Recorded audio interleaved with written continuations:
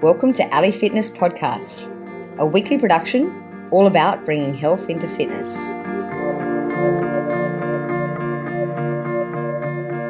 After his 300-mile ultra run in Kona this year, Fai Wong is known as the Epic Man in Hong Kong and Asia.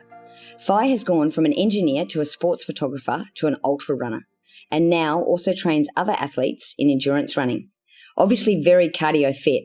We're going to talk to Fai to find out just a bit more about if he is actually just performing races or if he's fit and healthy for the long term. So welcome to the show, Fai. Hi, Ali. Thank you for having me. So this is a call that I've been wanting to have for a long time because we haven't actually had an ultra runner on the show before. And I know you're very famous in Hong Kong and Asia. So perhaps you can take us through what led you to becoming an ultra runner yourself. I started running about 7 years ago. And during that time, I tried to run away from my unfulfilled and messy life because I was graduated, and then I didn't know what I should do or what I want to do. So I just trying to figure out my path, my life. And then some friends introduced me to go running, and then I figure out, okay, I quite enjoyed running on myself. So I just spend a lot of time running in the mountains. Okay. And so you said that your life was a bit messy or unfulfilled.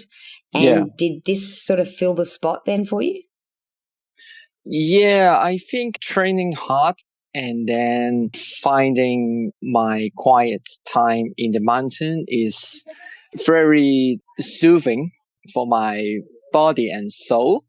Training hard pays off for me to race hard in races. And then I didn't expect much about the races, but then it turns out quite okay among Asian region. Okay. And so why did you go for running? Because I know initially you started road cycling and then you sort of got into mountain biking. So what was the transition there from mountain biking to running? I am terrible rider, and then I don't want to danger myself, because if you crash mountain bike on the cliff and then you might die, or you have to be rescued by the firemen or the police. Your family will worry about you, and then your friends. And then I think this is my responsibility to be healthy and safe so that I could spend more time with my family and friends. Okay. So, yeah. So, Fai, do you find that ultra running then and running is actually quite healthy and you get less injuries from that? I don't think ultra running is healthy, but it depends on the approach. So I think if you train gradually, and then if you take times, patiently wait for the outcome, I mean, in terms of strength training and then aerobic training, it takes time to build up. Then bit by bit, time after time, then your body will handle distance that you don't imagine you could handle. Okay, so presumably you didn't just get straight into ultra running. Did you do other less sort of lengthy races? And while we're talking about that, can you tell us the difference between, say, ultra running and other types of running races?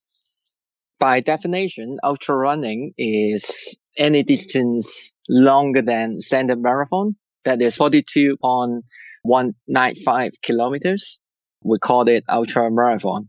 That is unlimited distance, something like backwater, that is 135 miles, and Spartathon in Greece, that is 246 kilometers. And that is ultra marathon.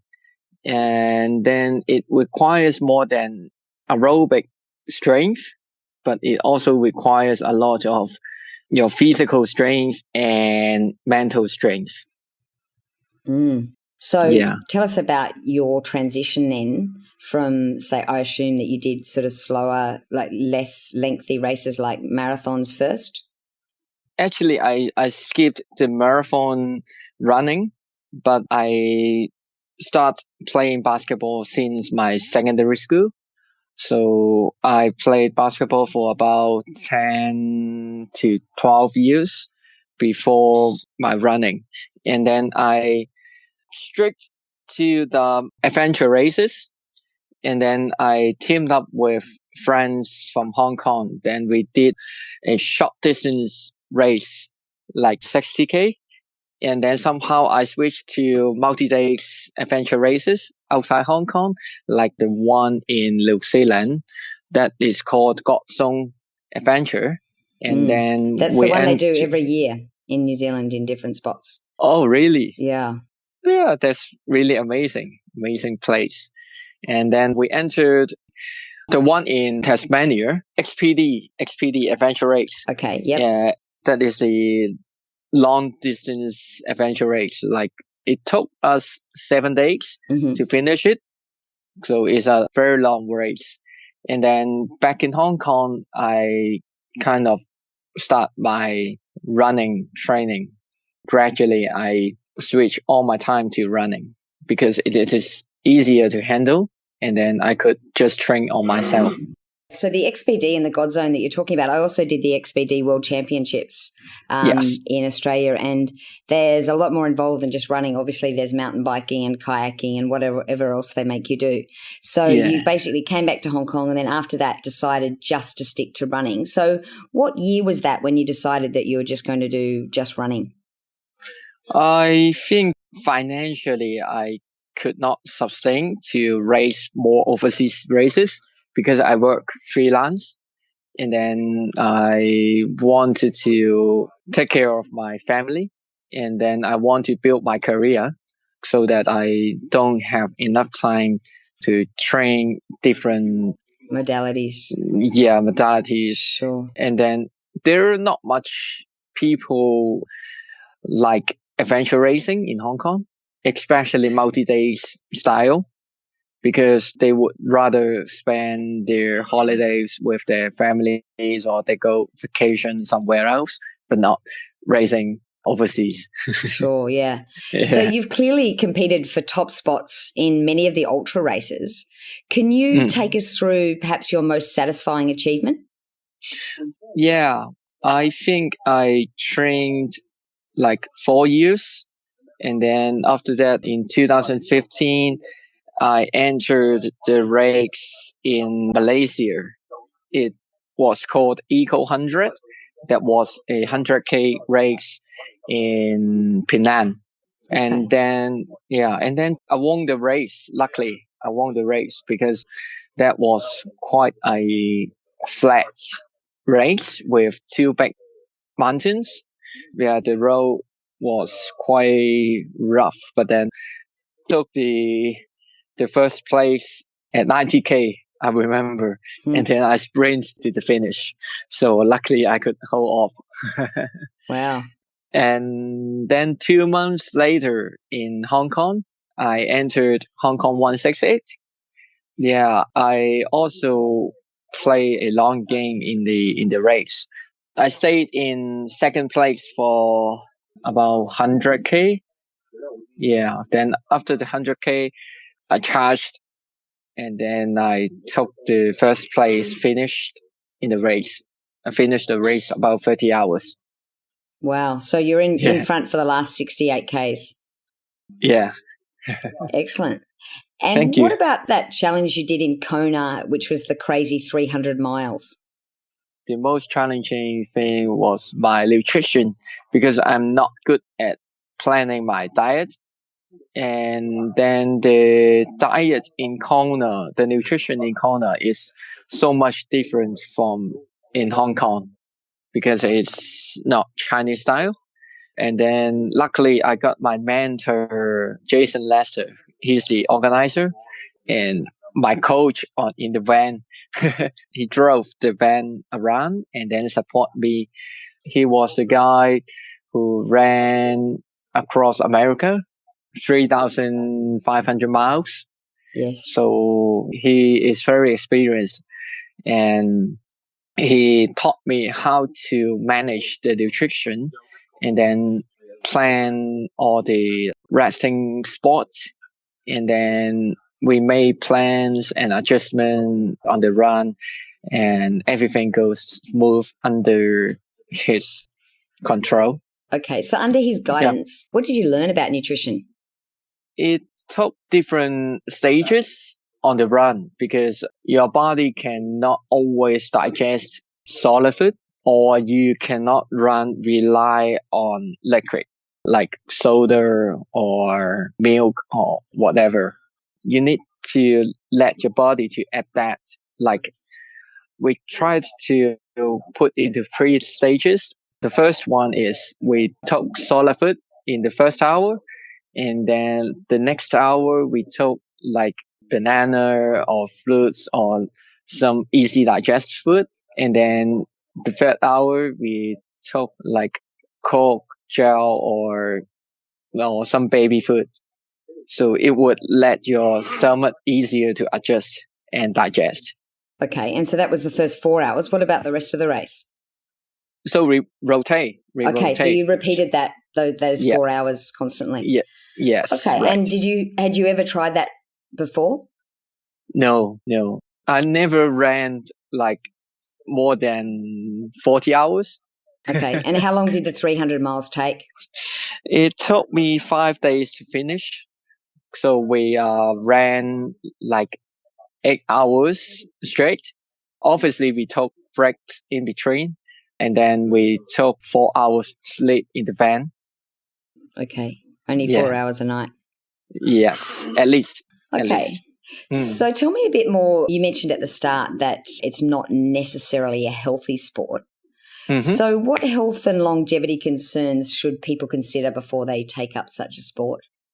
I think bump up the distance too far too soon, because not many people conditioned their body to take that much stress from the long run, like impact from the road or on the trail, ups and downs. Especially in Hong Kong, there are a lot of steps to run, and they never trained that kind of sports, but they just straight into the 100K, or they straight into a long distance trail running. So it took them a lot of time to adapt, and then if somehow they injured, they would take even longer to heal their body. Okay, so I know you train clients now to become ultra runners. Right. How would you deal with that? Would you do strength and conditioning training on the side? How would you take me through a client and how you've built them up to become an ultra runner? Yeah, my focus would be strength training.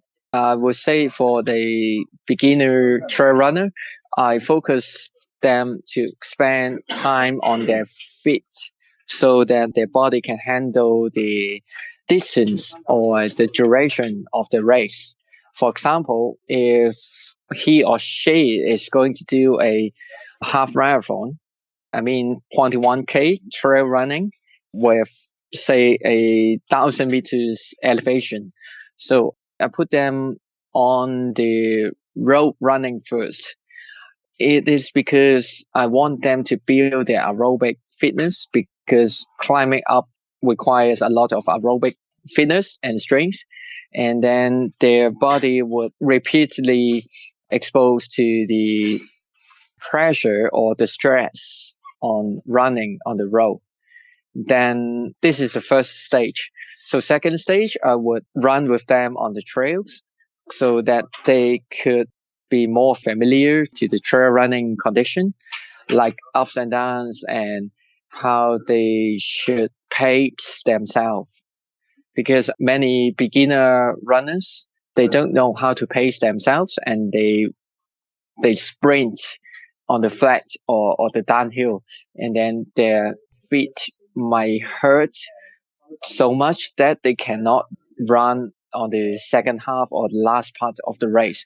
So they would spend too much time walking on the trail, and then turn out they would be unsatisfied with the result, or they even got cut off Okay.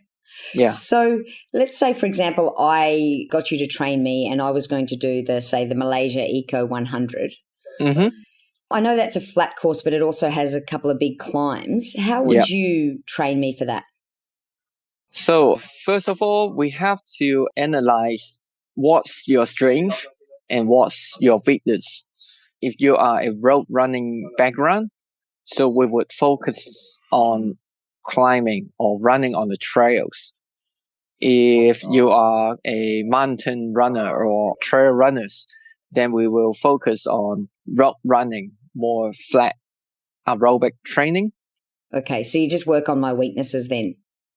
Yeah. Okay. And I guess nutrition plays a big part in all of this, as you mentioned.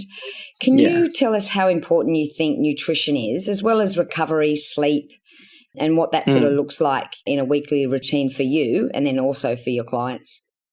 I think everyone's training program was more or less the same. The only difference would be the recovery plan. So some of them poorly refill themselves after long training because they don't want to overeat and then gain weight and hold too much weight. That doesn't help their running. But in my opinion, if you don't eat well, if you don't recover yourself well, if you don't replenish your body, so you cannot perform better. You cannot perform your standard in the training. And if you don't train at the right intensity, or if you don't train in the right condition, then you won't gain that much. Okay. So Yeah. take me through a weekly routine or even a daily routine of your nutrition. Okay, so my breakfast would be 2 boiled eggs with coconut oil and then a bowl of oatmeal and then 2 cups of water to start with. And then back into office, I will have my coffee, banana, and more fruits. And during lunchtime, I would have rice with many vegetables. And recently, I switched to plant-based diet. So I would go for the more vegetable and more healthy style restaurant. And then snacks would be more fruits and more coffee. I have to confess that I like coffee very much. So I drank like 4 cups of coffee a day. Okay. Yeah, that's pretty much. And then for dinner, usually I trained after work. My dinner would be easy digest food like pasta or salad with quinoa. I like quinoa. Yeah. So that's my daily diet. Okay. And so I also know that you did in the not so distant past, you did do a slight keto diet and you lost a couple of kilos and sort of changed your eating habits. Obviously, you're not doing keto at the moment, but can you tell us a bit about your experience with keto? Okay.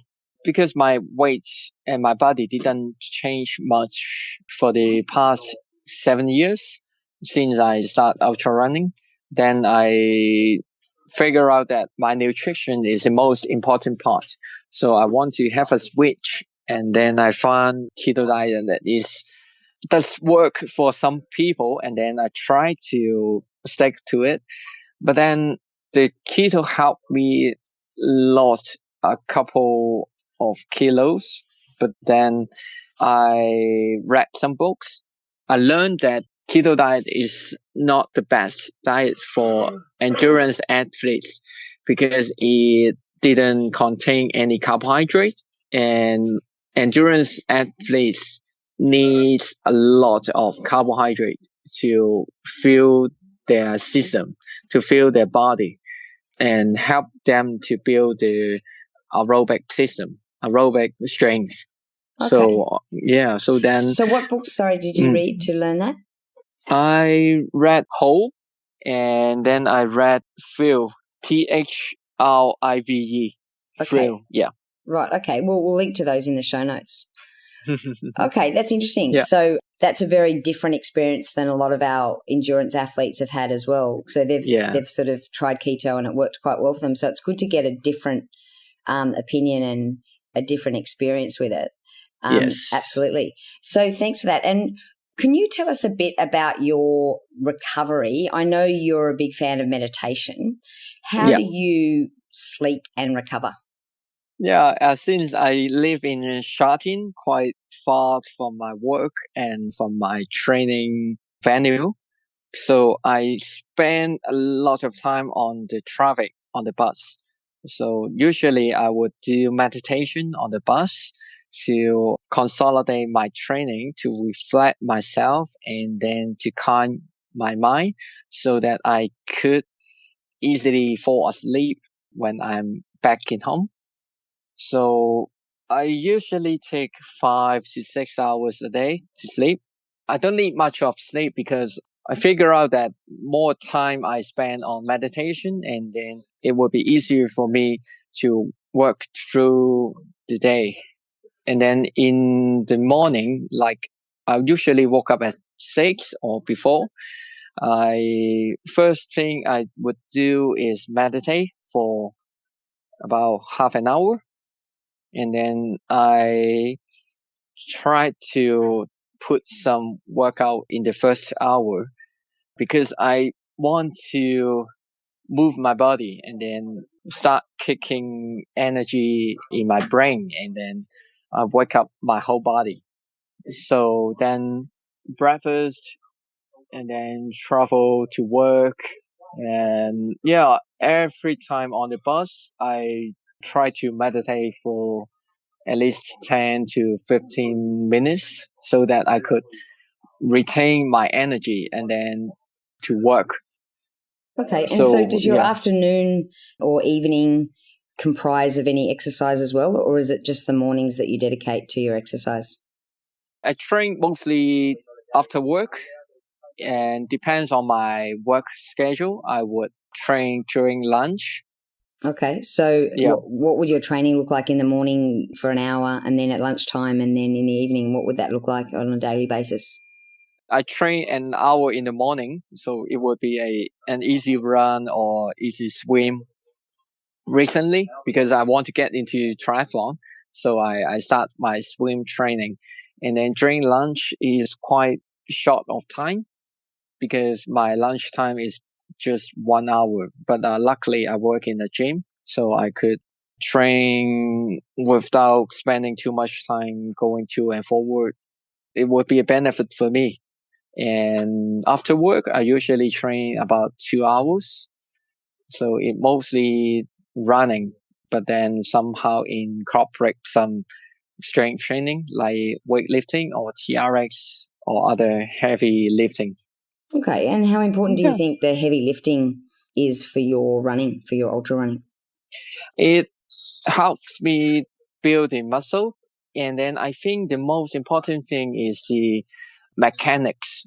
The weightlifting taught me how to use the major parts, and then just like the lifting, so it strengthens your hip, and then it teaches you how to use the glutes, and then how the hip move, and then the movement of the hip helps to improve the power transfer from the leg to the upper body. Okay. And so obviously this will help with your triathlon training. You mentioned that you're looking to become a triathlete now. Is that a move from ultra to triathlons, or is it just a mini career break, or what's in store for you? I admire my mentor Jason a lot, and then he started Epic 5. That is 5 Ironman in 5 days on 5 Kona Island. I am training, and then I hope one day I could finish it and just following his steps. Wow. So that's what you're walking towards now. Yeah, right. Okay. And you mentioned offline that you were looking at a burpee challenge. Tell us a bit about that. Yeah, somehow I was talking to a friend during the strength training, and then we incorporate some burpees training in the section. Then he said that it was very painful for him to do burpees because it is very tough workout. And somehow we jokingly said, hey, how about a 6-hour challenge or 12 hours challenge? And then I look around, I search on the internet, and then I've seen the Guinness World Record, and it was not taken yet. So I'm trying to build my stamina and trying to apply to claim the record. So what would that look like? How long would you have to do a burpee challenge to get the record? 12 hours. Okay, excellent. Good luck with that. So it's not Thank just you. about ultra running for you. Have you got any big ultra runs coming up? Yeah, I will participate in Hong Kong 4 Trail Challenge. That is 298 kilometers in total and more than 10,000 meters elevation climb with cutoff time 60 something hours. Yeah. Okay, and when's that one coming up?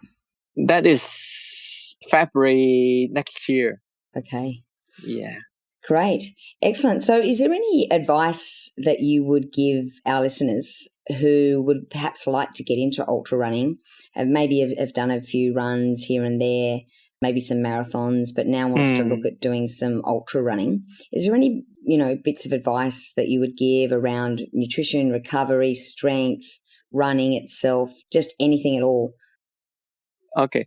I think patience is the most important part because nothing comes easy, especially the strength and the endurance. And then you have to enjoy the distance because, not many people, they like to do things slowly or they want quick result. So they run everything hard and fast, but then they will find it failed easily. So I think, training hard and patient, get time for your body to adapt. And then for nutrition, eat more and eat healthy because obviously fast food doesn't help ultra running. And recover better, recover more, sleep more. You have to give and take because if you want to be a good ultra runner, you have to give up a lot, like time with the family, or you can't take much freelance work and it doesn't help. So last but not least is just enjoy the moment with friends or enjoy the moment in the trails. And that time with nature, I think, is a big thing for you too, isn't it? Yes, correct. Excellent. Well, thank you very much for coming on the show, Fai. And before I let you go, I've got a question that I ask all my guests. Okay. And that is, do you have a tattoo? Yes. Tell us about it. Okay, I got my first tattoo on my thigh, which is a running tattoo. So I told my tattoo artist to design it for me. So that is more about trail running. So it consists with 2 sun because I ran overnight and then I keep on running, and then different terrains, they have different straight lines in different direction, meaning different terrains. And I have my first 100 miles elevation chart on it because it meant a lot to me because it took me like about 40 hours to finish my first 100 miles in New Zealand. Wow. Yeah. Well, you'll never forget it with a tattoo like that. Yeah. Excellent. Fai, thank you very much for coming on the show and helping our listeners become ultra runners or perhaps not become ultra runners. Thank you for having me. Thank you.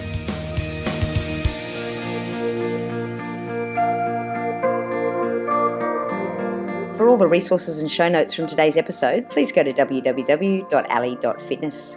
If you liked today's episode, please show your appreciation by going to iTunes, give us a 5-star review and subscribe.